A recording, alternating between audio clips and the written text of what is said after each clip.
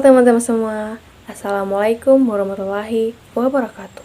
Salam, Om Swastiastu, Namo Buddhaya, Salam Kebajikan.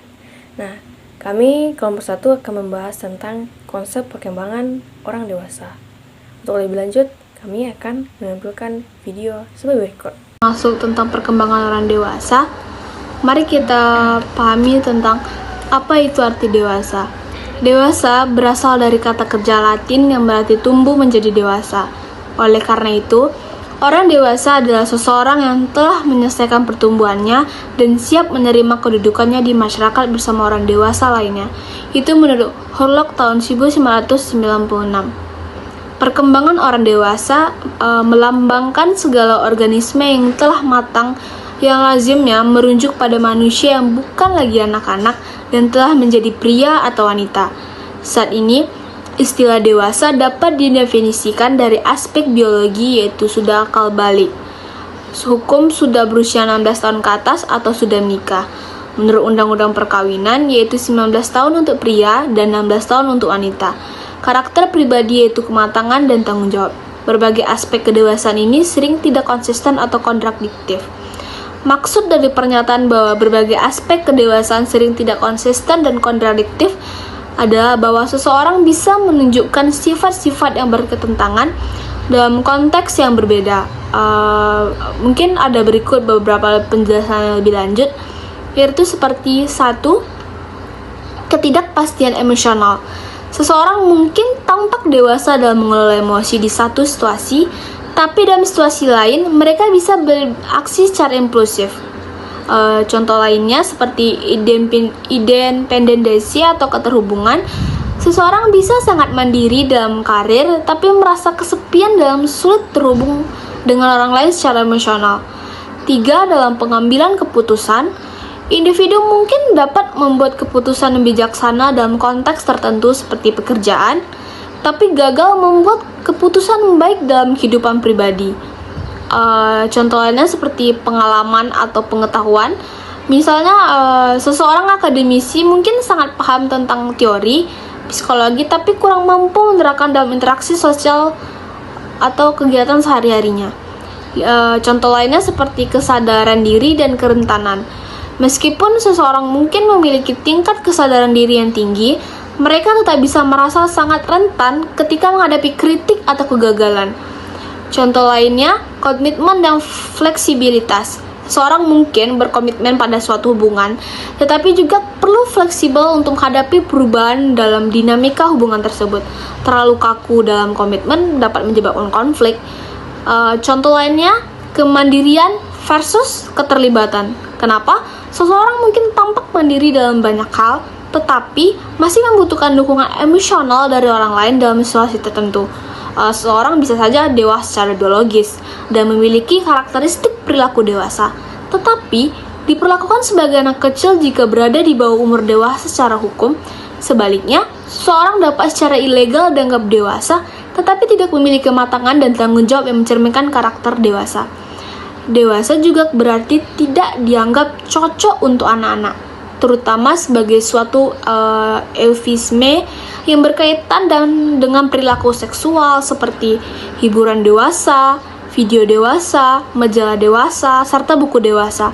Namun, pendidikan orang dewasa hanya berarti pendidikan untuk orang dewasa dan bukan spesifik pendidikan seks.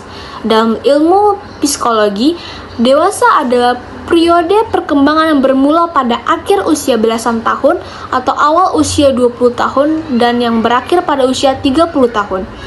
Ini adalah masa pembentukan kemandirian pribadi dan ekonomi, masa perkembangan karir dan bagi banyak orang, masa pemilihan pasangan, belajar hidup dengan seseorang secara akrab, dan memulai keluarga dan mengasuh anak-anak. Selanjutnya bisa lebih lengkap dalam referensi di samping. Terima kasih. Oke, selanjutnya tentang materi batasan usia orang dewasa dibagi menjadi beberapa fase, yaitu dewasa awal, dewasa madya, dan dewasa akhir. Berikut adalah penjelasan tentang masing-masing fase. Yang pertama, dewasa awal, usia sekitar 18-40 tahun. Pada fase ini, individu mulai mengeksplorasi identitas diri, membuat keputusan tentang karir, pendidikan, dan hubungan. Banyak orang di fase ini menghadapi transisi besar seperti menyelesaikan pendidikan, memasuki dunia kerja, membangun hubungan romantis, dan mungkin menikah atau membentuk keluarga. Secara psikologis, individu di fase ini umumnya mencari kemandirian dan identitas yang stabil, serta membangun jaringan sosial yang lebih luas. Yang kedua, dewasa madya, umur 40-65 tahun. Fase ini seringkali ditandai dengan pencapaian puncak karir dan tanggung jawab keluarga. Banyak individu di fase ini mengurus anak-anak yang sedang tumbuh serta mungkin merawat orang tua yang lebih tua. Secara psikologis, orang dewasa madya mulai merenungkan pencapaian hidup mereka dan mungkin mengalami krisis perubaya, di mana mereka mengevaluasi kembali tujuan dan makna hidup. Kesehatan juga menjadi fokus perhatian dengan meningkatnya kesadaran akan pentingnya menjaga kebugaran fisik dan mental. Yang ketiga, dewasa akhir, umur 65 tahun ke atas. Pada fase ini, individu sering kali memasuki masa pensiun dan menghadapi perubahan besar dalam kehidupan, termasuk pengangguran, tanggung jawab pekerjaan, dan perubahan dalam interaksi sosial. Banyak yang mulai mengalami masalah kesehatan yang berkaitan dengan penuaan dan penting untuk menjaga kualitas hidup serta hubungan sosial. Secara psikologis, ini adalah periode refleksi di mana individu mungkin merenungkan hidup mereka, melihat kembali pencapaian dan pengalaman, serta merasakan pergeseran dalam hidup. Baik, saya akan melanjutkan materi tentang mempelajari psikologi perkembangan dewasa. Nah, psikologi perkembangan dewasa ini sangat penting karena ada beberapa alasan. Yang pertama, memahami diri. Di mana memahami diri, tahap-tahap perkembangan dewasa membantu individu mengenali perubahan yang mereka alami. Nah, yang kedua, hubungan interpersonal. Pengetahuan tentang perkembangan dewasa dapat meningkatkan kemampuan dan membangun dan memelihara hubungan dengan orang lain. Yang ketiga, kesehatan mental, di mana kesehatan mental ini mempelajari psikologi perkembangan dewasa dapat membantu individu mengenali masalah kesehatan mental yang mungkin muncul pada tahap tertentu dan mencari bantuan yang tepat. Yang keempat, mengambil keputusan. Dengan memahami faktor-faktor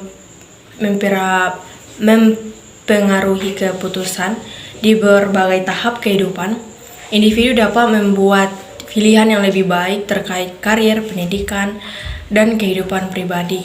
Yang kelima, pendidikan dan pelatihan. Pengetahuan ini berguna bagi pendidik, konselor, dan profesional kesehatan untuk merancang program yang sesuai dengan kebutuhan individu.